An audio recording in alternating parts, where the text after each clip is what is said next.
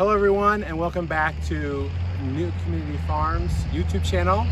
I'm Jay Villar, and today we are talking about getting your garden ready for the spring. So the first thing that you're going to want to look at is where we're actually going to be growing.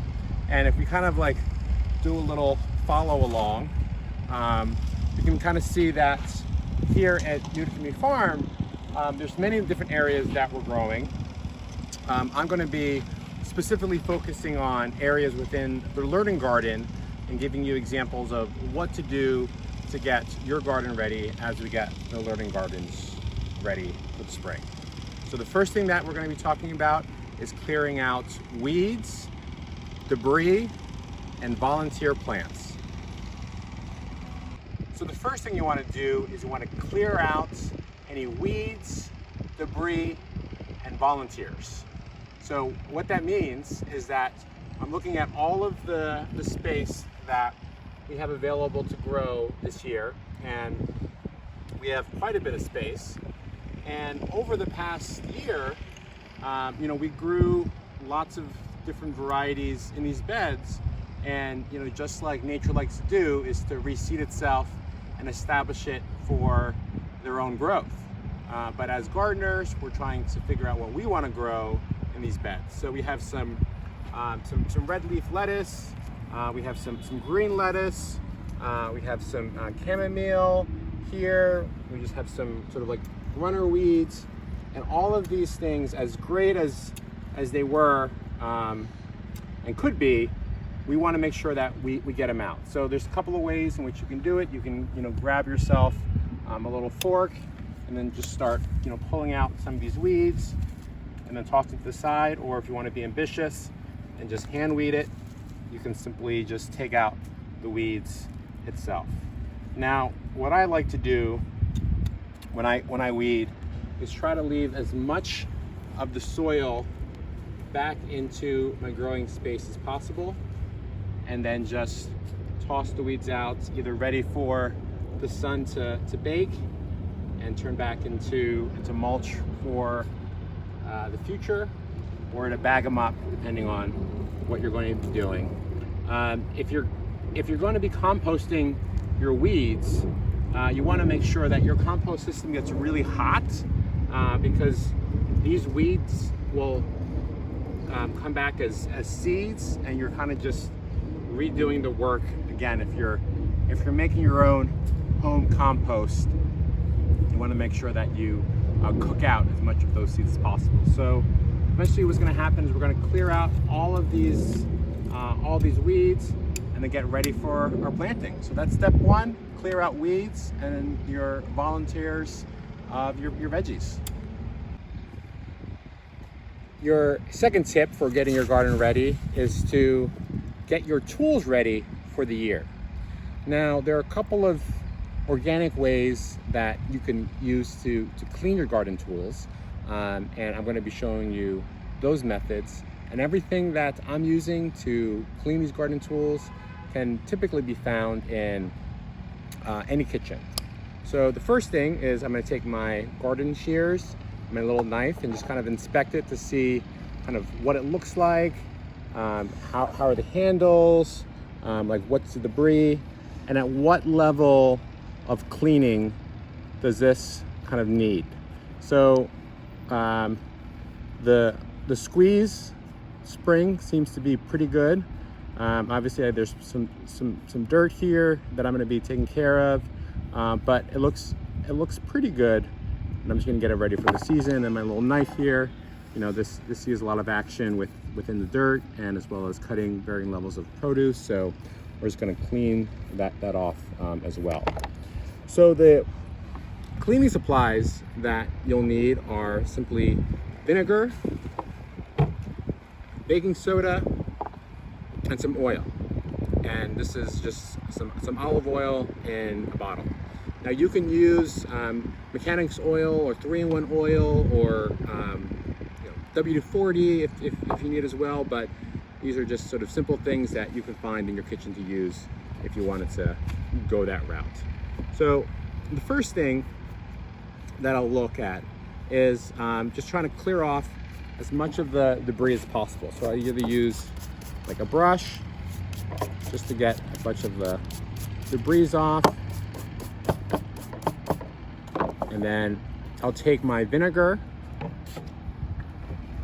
and I'll simply spray the vinegar on my tool to kind of help eat away any of the rust that's on there.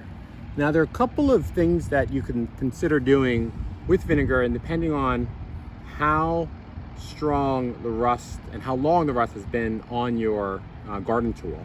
So if the rust was really thick, I would either try to take this apart and like let them soak in vinegar overnight, or I would wrap the shear, in this case, and then put a paper bag over it and let that sit overnight as well. And simply what that does, it just allows more of the vinegar to kind of just do its work and corrode away any of that excess rust. But eventually, you know, I'm gonna come back, I'm gonna wipe it off, and then this is where the baking soda comes into play. And I'll simply just make a little bit of a paste with it.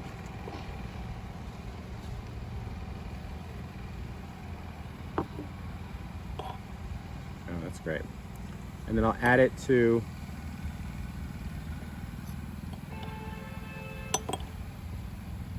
my tool and then clean it off as well to get all of the vinegar that has been on there.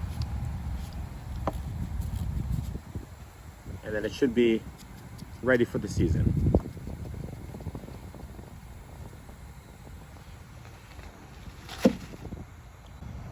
And then once you have finished with the baking soda, you want to get it nice and oiled and ready for the season. So simply just going to take some of the oil, in this case just cooking oil, and I'm just going to rub it into the seams here and any of the major joints, just so it's nice and lubricated and functioning well.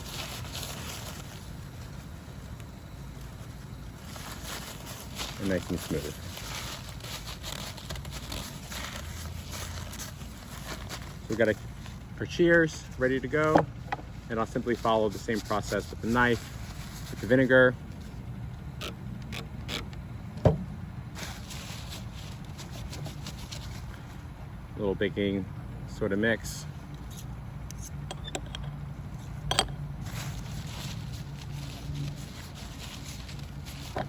And then I'll lube it up a little bit with the oil.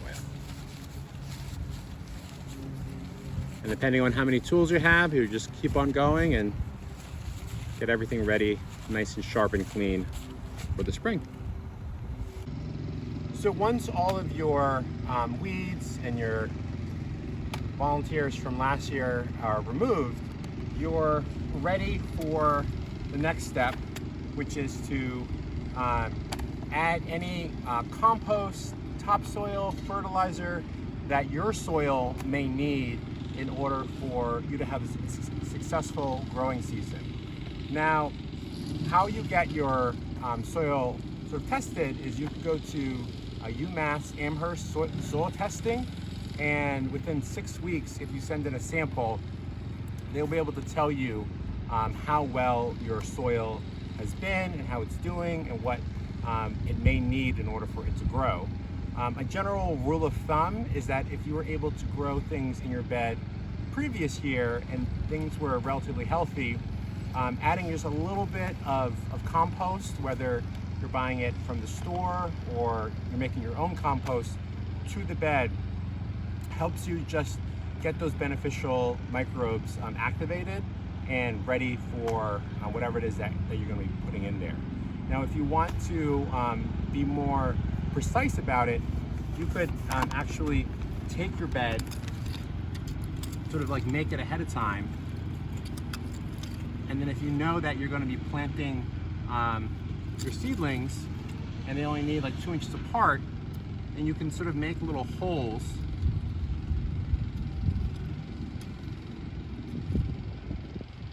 and just add your compost amendments just to where you know that you're going to be planting. All right, so the next tip to getting your garden ready for the spring is to trim your shrubs and bushes. So we're looking at our sage bush, and sage comes back every year as long as it's in a healthy and good place, and it will really volume out. And what I'm looking for when I do my pruning is to see over the winter, what pretty much died. So there's a lot of old debris and old wood that are growing that is attached to the sage bush that is simply just taking up lots of energy. So I'm going to be looking for all of the dead pieces and then simply just cutting them out to help stimulate growth. The next thing that I'm going to be doing is seeing the volume of my sage bush and identifying how much of it to actually trim down and cut. Now, sage is a very sort of hardy plant, so I'm going to be looking to really sort of cutting a lot of this back to stimulate growth for this year. Now, when you are looking to trim your, so when you look at it, you want to see what you need to do to stimulate new growth and how much you want to cut back. So I'll go ahead and sort of take a visual, and a good rule of thumb is that if you take it, look for leaving at least 1/3 of your shrub intact in order for it to grow, and you'll have some healthy plants for the year. So thank you everyone for joining us today with YouTube and Newton Community Farm. Look forward to seeing you this year, and have a good rest of your day.